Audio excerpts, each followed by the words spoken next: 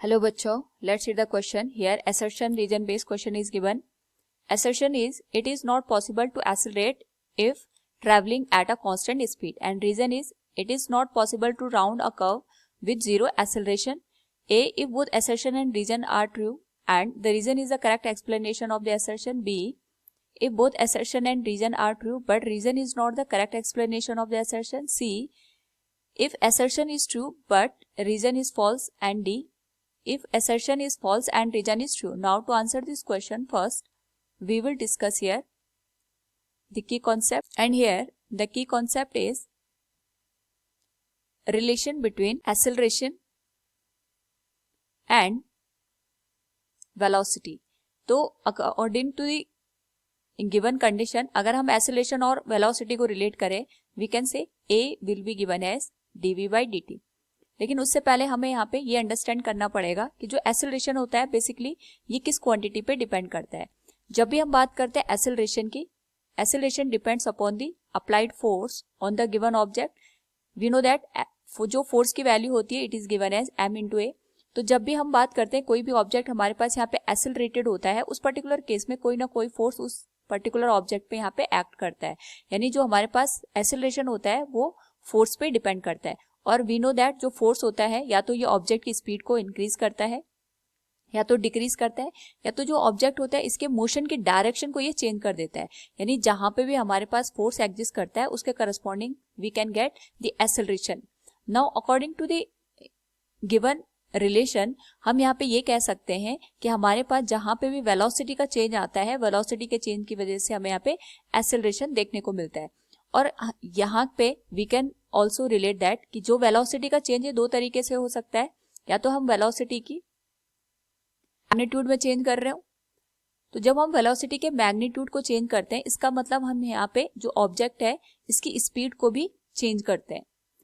और दूसरा हम ये कर सकते हैं कि जो हमारे पास ऑब्जेक्ट है इसके मोशन की डायरेक्शन को चेंज कर दें. तो मोशन के डायरेक्शन का मतलब चेंज होने का कि यहाँ पे जो स्पीड है वो कांस्टेंट भी रह सकती है, यानी मैग्नीट्यूड कांस्टेंट रह सकता है, बट अगर हम उसके मोशन के डायरेक्शन को चेंज कर देंगे तो उसके करस्पॉन्डिंग भी हमें यहाँ पे एक्सेलरेशन देखने को मिलेगा. Now according to the given question हम यहाँ पे अगर रीजन और असर्शन को अंडरस्टैंड करें तो assertion is stating it is not possible to accelerate if travelling at a constant speed. यानी अगर हमारे पास यहाँ पे कोई ऑब्जेक्ट है वो कांस्टेंट स्पीड से मूव कर रहा है तो इसका मतलब ये होगा कि उस पर्टिकुलर केस में जो एक्सेलरेशन की वैल्यू होगी वो हमारे पास जीरो के बराबर होगी.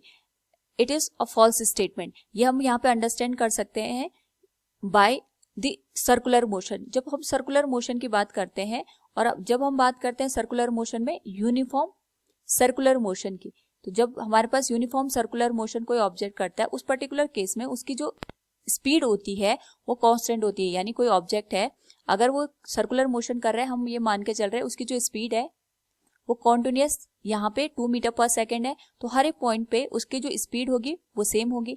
लेकिन इस पर्टिकुलर केस में अगर हम देखें तो हर एक पॉइंट पे उसके मोशन की डायरेक्शन चेंज हो रही है.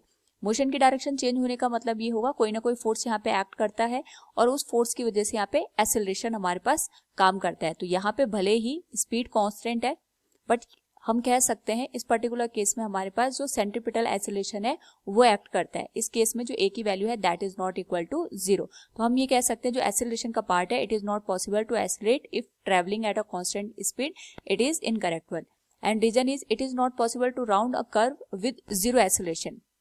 नाउ यहाँ पे अगर हम कर्व्ड सरफेस की बात करते हैं, सपोज हमारे पास कोई कर्व्ड सरफेस पे कोई ऑब्जेक्ट मूव कर रहा है, तो यहाँ पे अगर कोई ऑब्जेक्ट है भले उसकी स्पीड यहाँ पे कांस्टेंट भी है और अगर यहाँ पे वो कर्व्ड पाथ में मूव कर रहा है तो उस पर्टिकुलर केस में यहाँ पे उसको अपनी डायरेक्शन चेंज करनी पड़ेगी. और वी नो दैट जब डायरेक्शन को चेंज कर रहा होता है उस पर्टिकुलर केस में we required a external force. हमारे पास यहाँ पे कोई ना कोई एक्सटर्नल फोर्स एक्ट करना चाहिए और जहाँ पे एक्सटर्नल फोर्स एक्ट करता है उस पर्टिकुलर केस में फोर्स की वजह से we can say there will be an acceleration.